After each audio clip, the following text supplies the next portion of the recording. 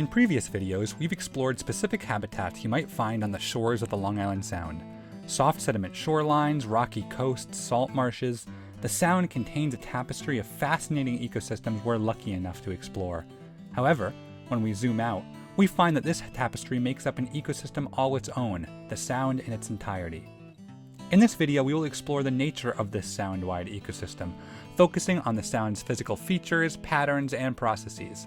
These topics provide essential context for all individual habitats, and only through an understanding of this natural history can we understand where we are and where it is we're going.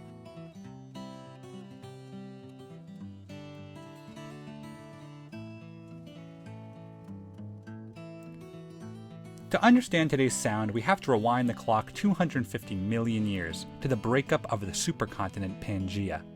As plates drifted to form the 7 continents we know and love today, the Appalachian mountain chain of eastern North America was formed. In the millions of years that followed, these mountains eroded to the sea, depositing abundant sediment on an extensive coastal plain. Many rivers and streams ran down from the mountains, carving this plain into canyons and valleys. One such valley was the basin that now holds the Long Island Sound. The next big step in the formation of the Long Island Sound was the period of ice ages we call the Quaternary glaciations. Over the past 2.6 million years, we have seen 4 major ice ages, but it was the last one, the Wisconsinian glacial episode, that really transformed the Sound. This ice age began 85,000 years ago and ended a mere 15,000 years ago, quite recent in geologic time. The peak of this ice age was about 250,000 years ago, when an ice sheet extended as far south as central Long Island. At this point, the entirety of Connecticut and the Long Island Sound was under thousands of feet of glacial ice. Eventually, however, temperatures warmed and the ice began to retreat. As it did so, meltwater collected in the Sound's valley, forming a freezing freshwater lake called Glacial Lake Connecticut. It's important to note that, during this ice age, so much water was locked up in glaciers that the global sea level was hundreds of feet lower than it is today. The Atlantic coastline was hundreds of miles to the east of us, and south of Long Island a large coastal plain of tundra and taiga, resembling habitat you might see now in northern Canada, stretched out to the continental shelf. Glacial Lake Connecticut was thus cut off from the sea, penned in by moraines. Moraines are an important feature of the Sound's topography, ridgelines of rocks and sediments deposited by the glaciers. Glaciers move lots of material and, when they sit in one place for an extended amount of time, that material builds up at their edge. The retreat of the glaciers from the Long Island Sound was incremental, and so several moraines formed during this time.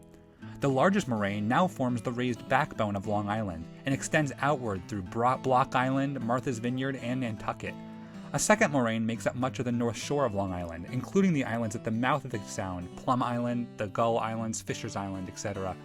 It was this moraine that kept Glacial Lake Connecticut contained. Smaller moraines can be found along the Connecticut coastline, and the Norwalk Island chain is a good example of one. As the glaciers retreated, of course, the sea level rose. It gobbled up the low-lying coastal plain and, about 18,000 years ago, the sea began to flood into Glacial Lake Connecticut, turning it into a brackish estuary.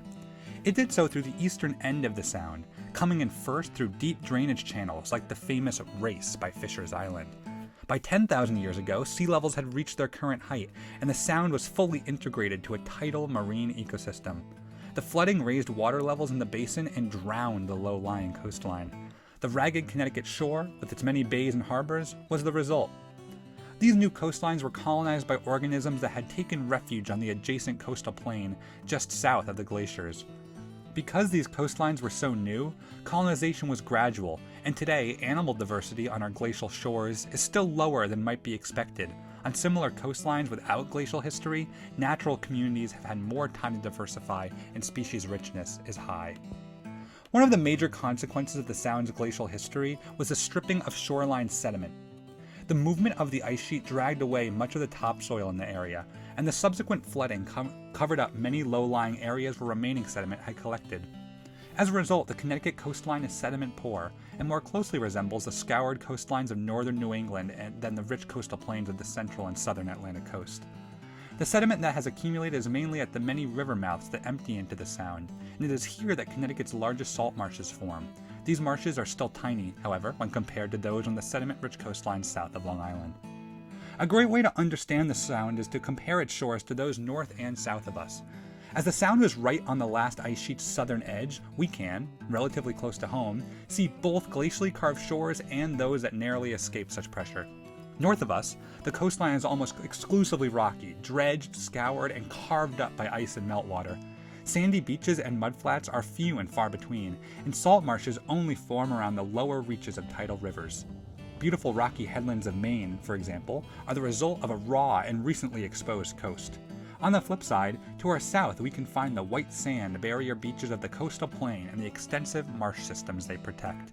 Never touched by the ice sheet, the extensive coastal plain that has developed through the erosion of Appalachia remained intact. Of course, both shorelines, north and south, are heavily shaped by the pounding surf of the open Atlantic. The Long Island Sound retains some characteristics you'd expect from glacial Lake Connecticut, and our previous habitat explorations discussed the implications of such calm water. Today, the environmental history of the Sound continues to chug forward. The shoreline is not static, it changes each and every day. Anthropogenic, or human-caused, changes have far eclipsed rates of geologic change, so while ecosystem-wide change is ultimately inevitable, we have altered and sped up many of the processes involved. The natural reaccumulation of sediment post-glaciation is an ongoing process, as the many rivers entering the Sound drain a huge watershed that stretches north into Canada. However, this buildup is counteracted by coastal erosion and sea level rise, both largely attributable to human activity. The development of shorefront real estate often requires the construction of non-natural seawalls, jetties, and, historically, the destruction of dunes. This construction and fortification of the shoreline interferes with the natural movement of sediment, depriving some areas while watching it build up excessively in others. Dunes, which protect shorelines from surge and erosion, are now recognized for the essential role they play, but restoration comes, in many cases, far too late. Sea level rise, a consequence of anthropogenic climate change, is also proceeding at annual rates far greater than normal. When coupled with erosion and an increasing number of storms, we are likely to see rapid change of our shores over the next few decades alone. While this may still feel slow to us, the rates of change we're dealing with are unprecedented in the history of our world. So, while things may seem calm and serene during these summer days on the Sound, we have to stay aware. We've seen how small changes over time can add up to incredible transformations of our land and water. I hope you've learned something during this video, and now better understand what you're seeing next time you stand on the shores of the Sound. Thank you for watching, and I'll see you next time.